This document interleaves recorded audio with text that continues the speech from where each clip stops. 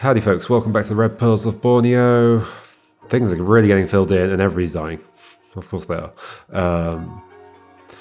Basically these two back here, we know who we're missing, I believe. We've got a pretty good guess for both of them. Well, for that one we know, for this one, pretty good guess. But we need another identity.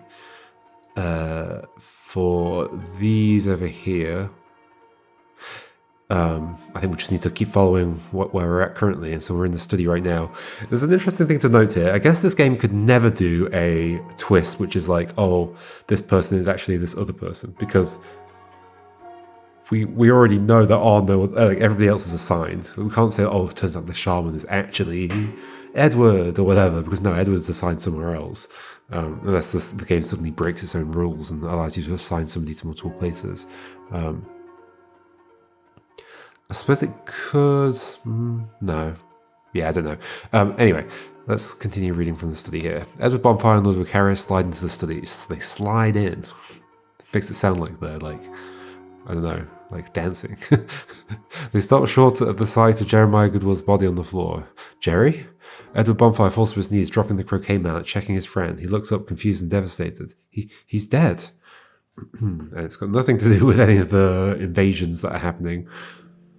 Ludwig Harrow lets out a dark chuckle. A comedy of errors. I come to collect the debt of blood, and I find everyone is doing my work for me. Stop it. Have you no respect? Respect is for the living, Englishman. The dead do not care. Edward Bonfire stands up, furious, and paces to the window. We miss the others. Where could they be? He freezes. Through the glass, he sees Vitalina Petrovsky and Cynthia Seville running towards the burning clubhouse. Uh-oh. No, Vitalina, no! As he watches, the clubhouse explodes in a ball of fire. Vita! Edward Bonfire scrambles towards the door. Ludwig Harrow grabs his arm. Let her go. The place is swarming with Japanese. It's a suicide. Get your hands off me. She's down there. Edward Bonfire breaks free and sprints out the room, running towards the inferno. Ludwig Harrow watches him go, shaking his head. Fools, all of them. Apologies, excuse me, I was interrupted for a second. Where did I get to? Ludwig Harrow watches him go, shaking his head. Ludwig Harrow fools all of them. He looks around the silent room. He walks to the desk, takes a cigar from the box and lights it with the light he pulls from his pocket. He takes a long drag and leans down and tucks the light into Jeremiah Goodwill's breast pocket. Okay, so it's back with you. I believe this is yours.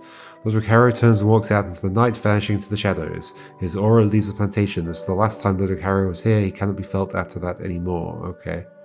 So is it... well, it says marked as dead, but, well, I guess just gone in whatever way. So you've gone out to the clubhouse. Clubhouse, which doesn't really exist anymore, but... Edward. Edward Bonfire moves through the garden. Wait, are you going to die as well? Because it's got an achievement. I think most of the achievements are for when you get the last thing in a person's timeline. Edward Bonfire moves through the garden like a demon, shooting his... I mean, it's appropriate that he killed his love in a bonfire. Moves through the garden like a demon shooting his way through the invaders. Like a demon shooting his way through the invaders. What kind of metaphor is that? Or I guess is it like comma? Like through the garden like a demon, but that's also a strange metaphor. Shooting his way through the invaders. 3 Japanese soldiers fall in quick succession. He empties the revolver and hurls it at a soldier's face. A bayonet lunges. Edward Bonfire deflects it, drawing his knife in a blur of motion. The blade finds the soldier's throat. Edward Bonfire catches a bullet in the thigh. He grunts but doesn't slow down. So this is the action sequence where somebody does a bunch of completely unreasonable things and survives loads of attacks and kills loads of people in the process. He snatches a dead soldier's pistol and fires point blank into the next attacker. He's surrounded. The soldier raises his rifle to execute him. A pirate bursts from the bushes, a kriss flashing in the torchlight. Don't know what that means. The soldier is skewered. More pirates join the fray, engaging the Japanese in brutally close quarters. Edward Bonfire staggers on, ignoring the chaos, his eyes fixed on the burning clubhouse. He takes another hit to the shoulder and another in the gut. He reaches the inferno and sees a hand sticking out from under a collapsed beam. Vitalina! He plunges his hand into the burning wreckage, flesh sizzling. He heaves the beam aside with a roar of pure agony. He drags Vitalina Petrovsky's broken body into the sand. She's gone. Edward Bonfire collapses beside her. He brushes the ash from her face with a trembling hand. I'm here, love, I'm here. He kisses her on the forehead one last time. He looks up and sees lights a little away from the shore. Look, my love, a launch. Ah, so this is where they're going on the boat. Yes, okay, Lucas's boat. He's coming to save us. We can still make it. He does not move again. The fire roars over them, consuming the clubhouse and the lovers together. So he's gone as well. Yep. Okay. So Cynthia, you disappear. I think you're there in the... Oh no, but wasn't it grey? It was grey, which is the weirdest part. So there's nothing there. Okay, whatever. Unless there's like another room. It did say bunker or whatever, so maybe there's a bunker that's connected to the companionway in some way. So you, I think we can't follow right now, but you, I think we can. So we can now go to this new location. I guess we'll go from the map. Lucas's boat. It's got an arrow. Lucas's escape vessel, because I guess it's just off screen. And we want to do this here. And so it'll be Rose, Lucas, and Loon. Rose, Lucas, and Loon. Here. Yay! They row frantically towards the large boat anchored offshore. Bullets zip past them, splashing into the water. Row, row harder! The shooting stops suddenly, but they're too focused to notice. They reach the launch and scramble aboard. The deck is a grim sight. Bodies of British and Japanese sailors lie rotting in the sun. Dear me. Lucas Sterling goes to check the engines. She'll run, as in the boat will run, right? They look back at the shore. A line of grey warships has appeared on the horizon. The Union Jack flies from their masts.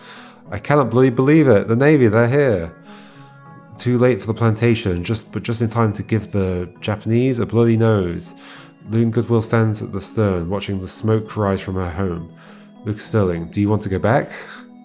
Loon Goodwill looks at the burning land, then at her companions. There is nothing left for me there. Nor for me. Jerry is gone, Vita, everyone. Well, you don't know that.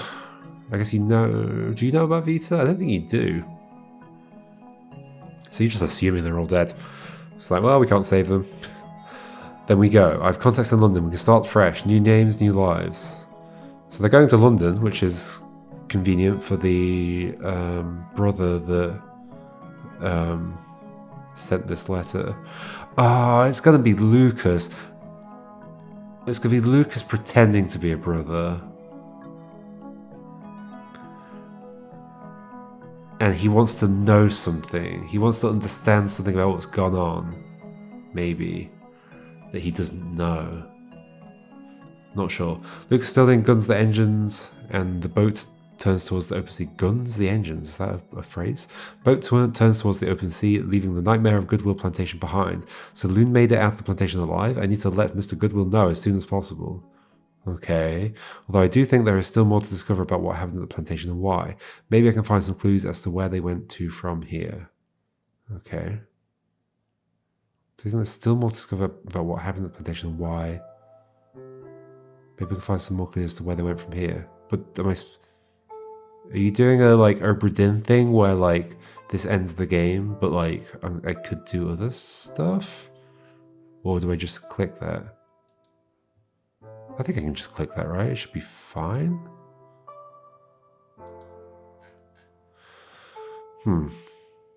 Like, it's not telling me it's not fine. And maybe it will warn me when I click it, I guess.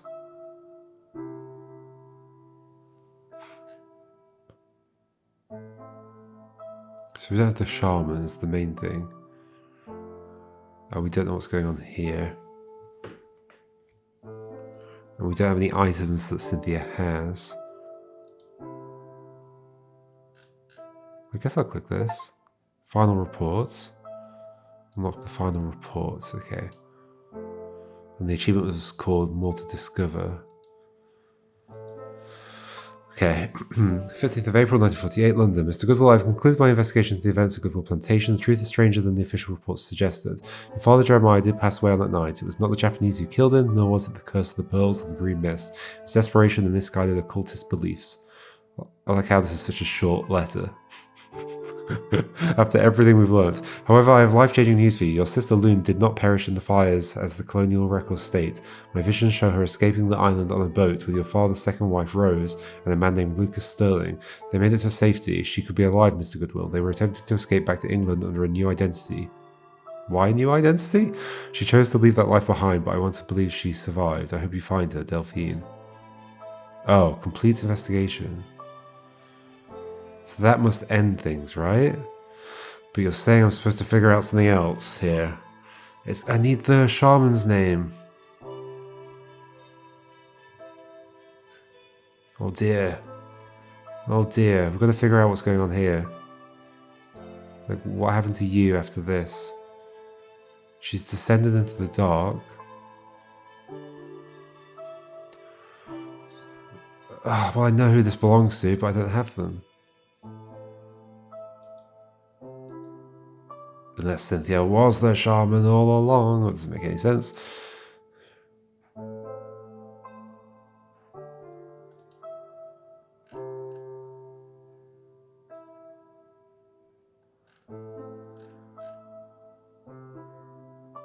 We don't have a shaman's name anywhere. At least I didn't see it anywhere. Where are you, Cynthia? You descended into the thing.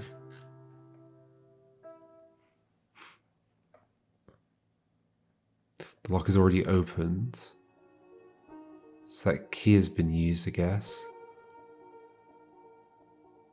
I can't follow an item that I haven't assigned to an owner. Wait, unless it's doing a silly thing and I just say the owner is you. No, yeah. Okay. Because there have been situations like that where I've had to say the owner is somebody and it just happens to be the person who currently has the thing. That's always been a bit of an awkward aspect of this system. What do we do now? Oh, you do have some items, so I could just click around different locations. You have the biohazard sensor still, don't you? I think. Where am I? Chapel. So yeah. So hold on, if I click that here, I can't anymore. Okay.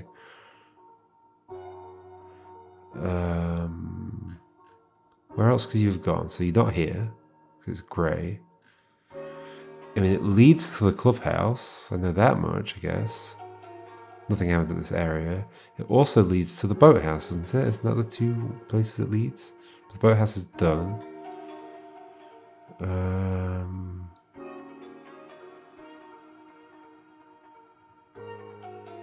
Where was it described? There's the bit where the whole, like... I think it might have been in the study here.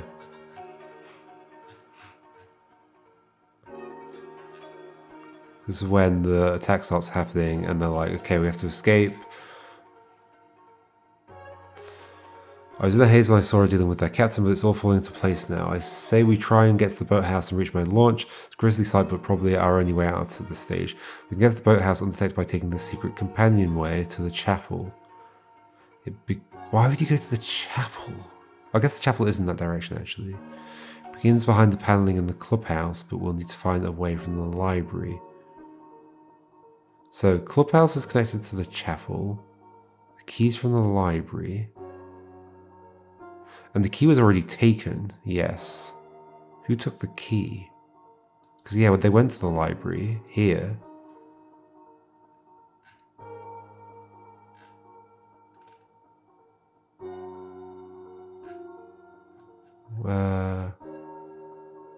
The key is not there, someone's taken it already. And we do have a key here. Key to the passageway.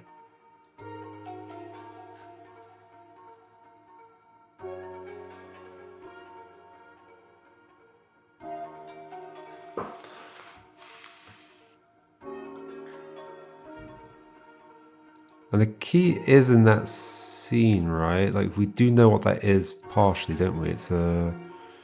Do we have a partial scene somewhere? Do we not? I thought it was here. Can I say, but I can't do the key because I've not assigned it. And it's also not just you. Yeah. And for some reason I can't focus on your lighter.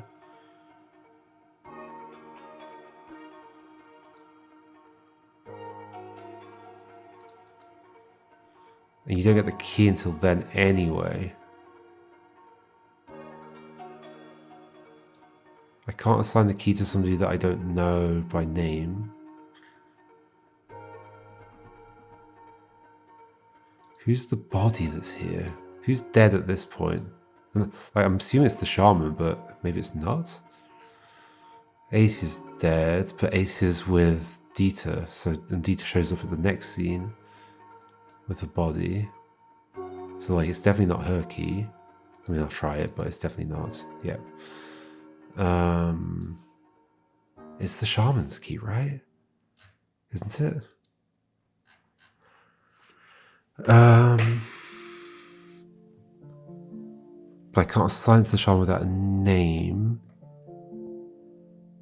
How do I do anything here? Like everything's filled in.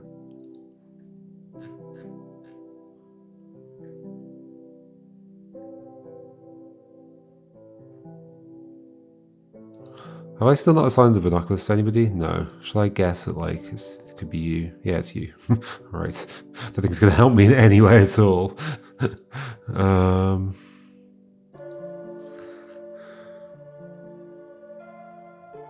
I don't know how I was supposed to know that properly. Okay, so we know chapel is connected to clubhouse, is connected to boathouse. But boathouse is done. And clubhouse is burnt to the ground. I'm pretty sure I've already... In fact, you've just gone from the clubhouse to the chapel. What did you say when you did that? I must strike for the chapel alone, reach the planned rendezvous. It's the only card left to play. Well, the rendezvous was at the boathouse, right? So what happens to you when you go down there? There's clearly some big mystery to unravel here, and I don't even get what my verbs are to unravel it. Like, what can I do? I don't have the shaman's name. I believe. There's not like, I can't hide like names in here, right? Have I read everything here? I think I have. The occult. Don't fully remember reading this.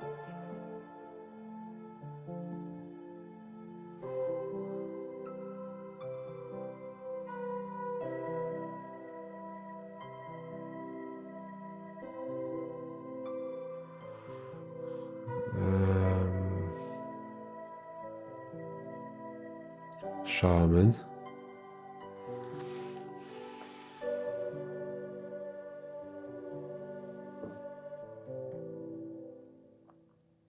I don't know if I did read this, but I've just done a quick skim read.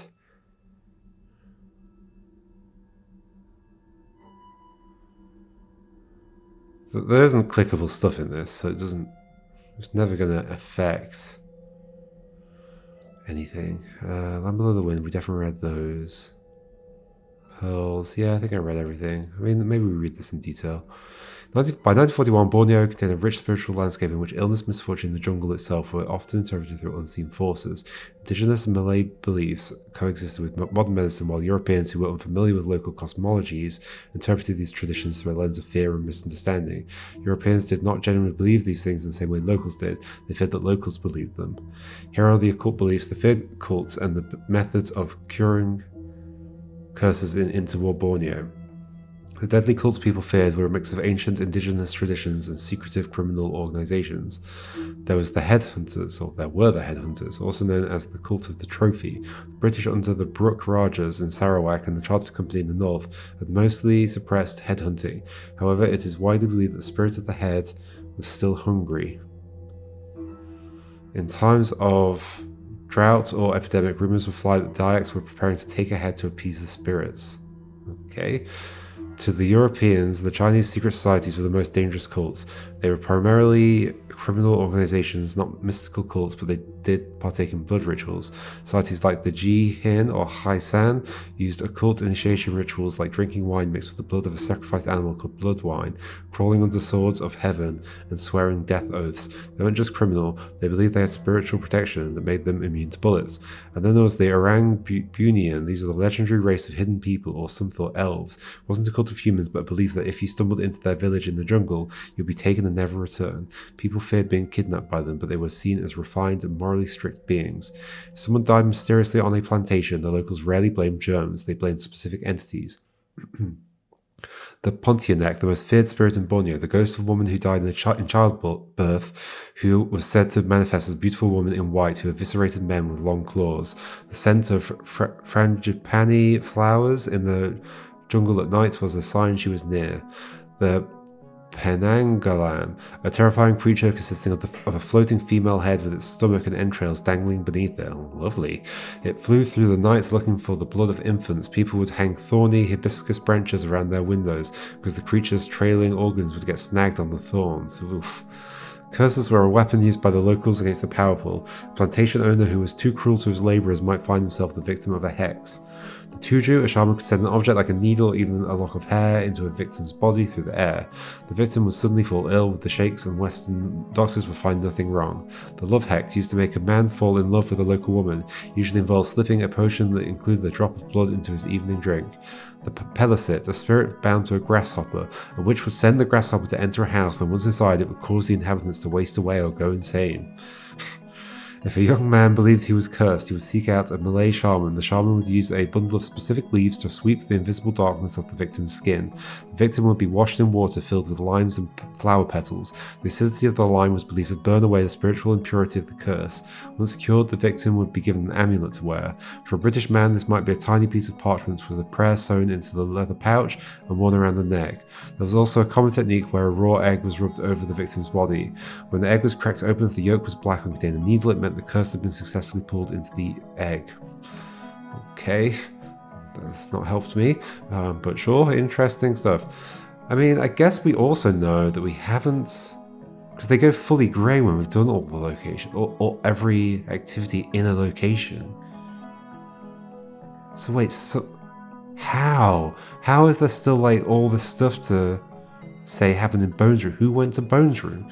Everybody else is assigned somewhere. And we know Vitalina is here. We've seen the partial one. And we know this is at the jungle entrance, I think. Yes, pretty certain. So there must be more characters to unlock. It might just be the shaman going around to various places, I guess. We know the key belongs to the shaman, but we can't focus on it. Who did we say that this belonged to? Vitalina. Yeah, that's like a slightly fuzzy one, right? Is it possible the shaman's got the key? Yeah, but yeah. Well, no. Okay, so the shaman's taken the key. The key belongs to, I guess, Jeremiah. Yes. Okay. There we go. Okay. The key. Okay. So then we can follow the shaman using the key.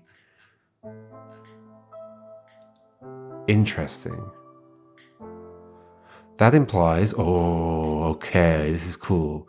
That implies, so you've gone to the chapel and the thing's already been open. And the key was taken sometime prior to them being in the library, which is that same time, okay? So somewhere prior to there, the key was taken. So there's some time, like around here, it might even be this time, where the key is like here. No. I mean, we could just like work our way backwards, I guess. Is this what it wants me to do? Oh, we've not assigned you. Oh yeah, okay. So yeah, we're expecting you to be here, so maybe you've taken the key before this point. I mean, maybe you've taken the key before this point. In fact, you must have done, because you're in the secret compartment thing. Okay, so that's what we're saying. Okay, so the chapel here, not that it fully helps, but yes, okay, yes. And now we see, do we see anything different here though? I think it would be the same, right? As the vial. It seems the same, except we get Vitalina here as well. Because she holds it. Okay, I'm now getting what we're doing at this point. This is neat. But yes, you already have the key. Because you've emerged from the thing. Alright, and then that we also know you're going to be doing like various different things along here. This is cool.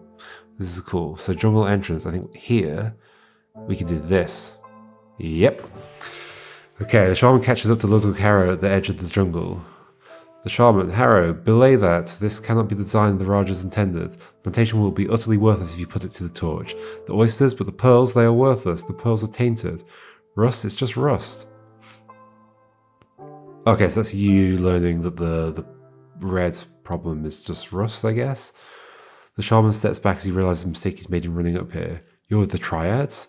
Please, Ludwig Harrow just nods. The pirates rush the shaman. The shaman falls, stabbed to death by a dozen swords. So the shaman's died here. Okay. Okay.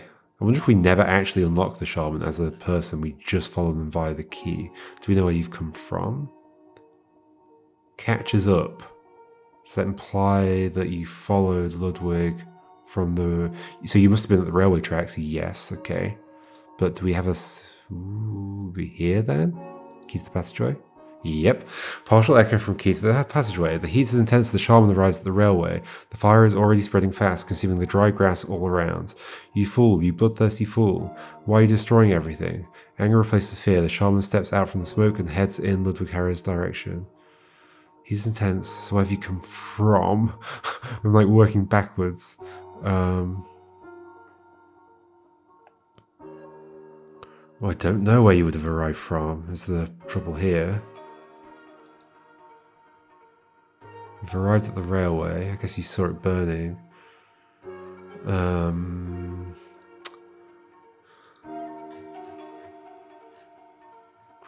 Intriguing. Okay, so these blues are going to be the shaman that we're following around. And that's what all these other... So apparently we haven't even finished Lucas's boat? How can that be true? Wait, are you suggesting I can continue this? No, because it has, like, made them more grey afterwards, right? Has it made them more grey? Yes. Yeah, grey. Rather than red. So then why wasn't Ludwig Harrow grey rather than red? Weird. But hold on, what am I saying? So, I'm trying to track... What's his face? I wonder if there's like clues as to them being in certain places throughout all this. Well, unlikely to be on Lucas's boat, although this does imply that there are more scenes there, which is weird. How would you have got there? We still don't have anything in Bones' room, but maybe there never is anything, but then you'd expect them to be grayed out, right? Just immediately. And then we're apparently not done with the boathouse either. How can this be true? I don't understand.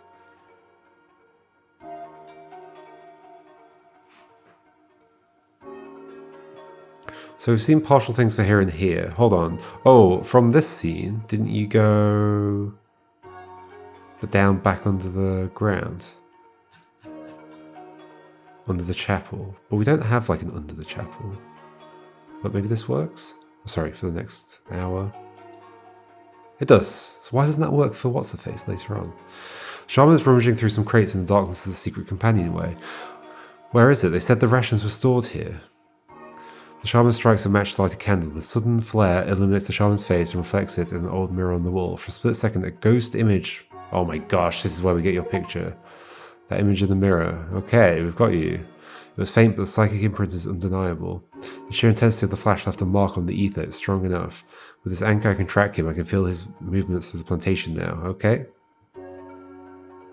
So now we can actually solidify these. So you two are here. A small dilapidated chapel sits at the edge of the plantation. Vitalina Petrovsky stands before the altar twisting her handkerchief. Babylin and Tao, an old wizened man dressed in traditional Bajau garb, emerges from below the altar.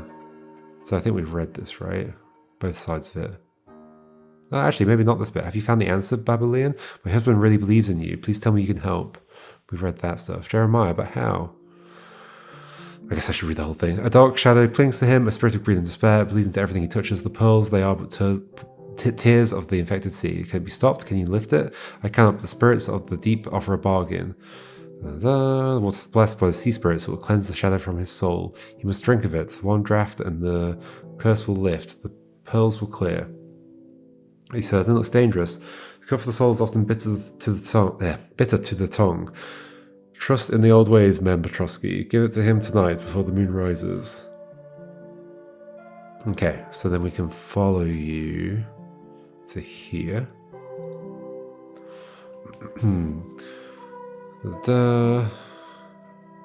Babylon and Tao is seated on a crate, eating rations from a tin. The noise from the boathouse seems to have died down.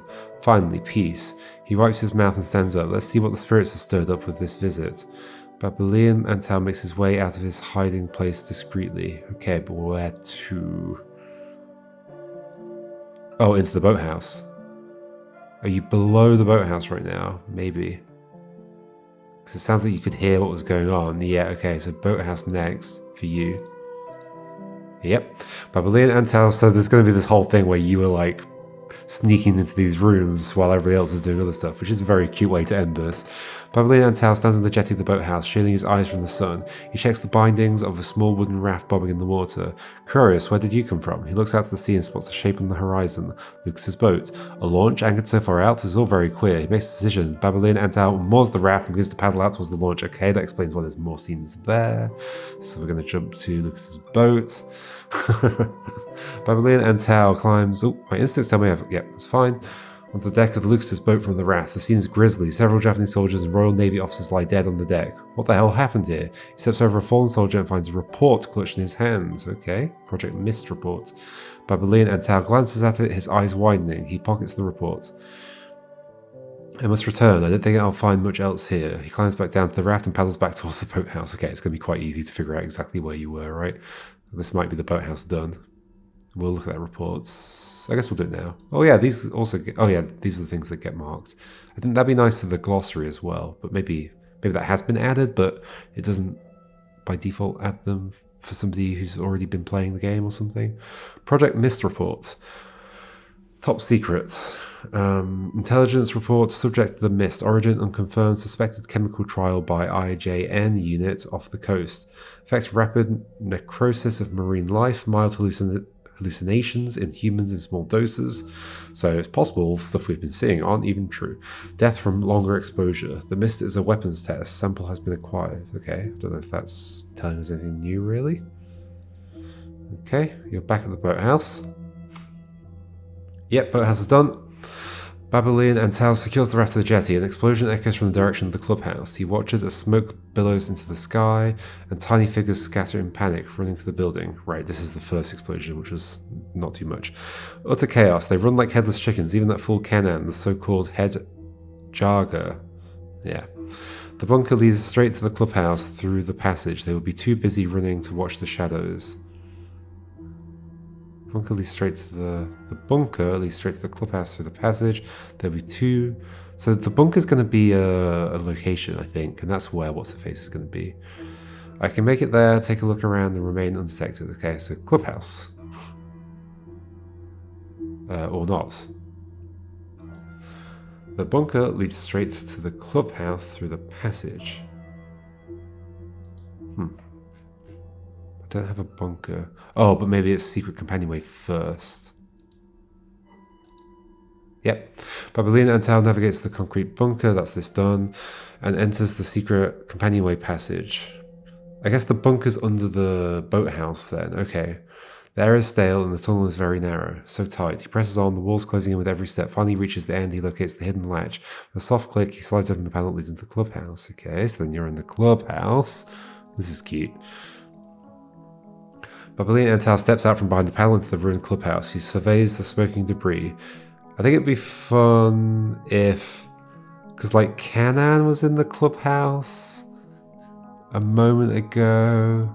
Then, I guess it's a bit too late, but, like, if there was a bit of, like, he sees this person leaving who left at the previous one, it'd be like, it would make it feel even more like, oh, he was like right there behind them if he was like watching them do stuff. I guess he's seeing Harrow here, so anyway. Armed man, what the hell? He spots a familiar figure barking orders. Harrow, what is he doing here? The Rajas cannot be aware of this. Why go to the trouble of getting Jeremiah poisoned quietly to avoid suspicion, only to send this brute? It makes no sense unless Harrow is double-crossing the Rajas, I'm sure of it. Okay. So you knew you were poisoning Jeremiah. Okay. So you've not been played. Back to the deep shadows to watch. Wait, so you still in the clubhouse? I guess so. He sees Ludwig Harrow and his men move towards the railway. Hold on. Do we have Ludwig? Yeah, we do. Okay. And then you go to him and you die around there. So Ludwig Harrow and his men move towards the railway. Moments later, flames erupt along the tracks. Madness, the tobacco fields are right there. Season has been dry, everything will burn, the entire plantation will be consumed. This is not what the Rogers would have wanted. What is going on here?